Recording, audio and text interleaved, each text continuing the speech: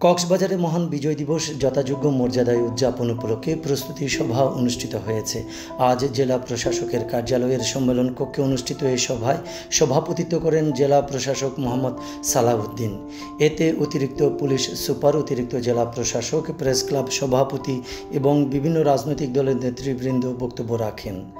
সভায় মহান বিজয় দিবস উপলক্ষে জাতীয় পতাকা উত্তোলন, সূর্যোদয়ের সাথে সাথে তোপধ্বনি, কেন্দ্রীয় শহীদ মিনারে পুষ্পস্তবক অর্পণ, বীর মুক্তিযোদ্ধাদের সংবর্ধনা প্রদান, চারুশিল্পী ও স্থানীয় উদ্যোক্তাদের পণ্য সামগ্রী নিয়ে বিজয় মেলার আয়োজন, চিত্রাঙ্কন প্রতিযোগিতা ও সাংস্কৃতিক অনুষ্ঠান আয়োজনের সিদ্ধান্ত গৃহীত হয়।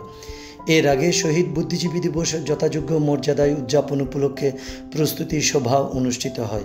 এতে 14 ডিসেম্বর সকালে বৌদ্ধভূমিতে পুষ্পস্তবক অর্পণ, আলোচনা সভা, মোমবাতি প্রজ্বলন সহ বিভিন্ন কর্মসূচি গ্রহণ করা হয়। এ সময় বিভিন্ন সরকারি বেসরকারি প্রতিষ্ঠানের কর্মকর্তা, বৈষম্য বিরোধী ছাত্র আন্দোলনের প্রতিনিধি সহ সংশ্লিষ্টরা উপস্থিত ছিলেন।